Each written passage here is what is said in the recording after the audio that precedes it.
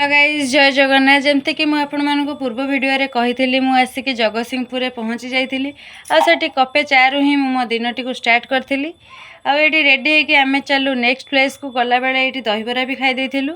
तो आम जा फाइनाली पहुँची गलु पारादीप रे। तो मो अवस्था कौन है देखते ये डस्ट पाई। तो फाइनाली आम जा मामू घर आम ब्रेकफास्ट भी खत्म कलु आगे बस पड़ू 10 वर्ष पूर्वर होता मो मामू झी भौणीर बाहाघर कैसेट देखापी।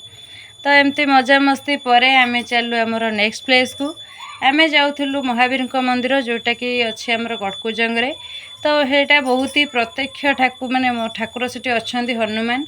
तो सेटा को दर्शन करने बहुत ही इच्छा होता। फाइनाली प्रभुंर ये दर्शन भी हो गला। ये बहुत ही प्लेस पूरा बहुत ही खुशी लगुला और से जो गड़ियाटा भी थिला बहुत ही सेठी पूरा बढ़िया लगुला सेठी बसापी। तो तापर आम जा पहुँच जाइलु गड़कुजंग जगन्नाथ मंदिर रे। तो सेठी एमती किसी दर्शन सरला आम जाइलु आम भौणी घर को। तो से जेहेतु पाखरे थिला सेठी आमर लंच भी खत्म हो जाइतिला।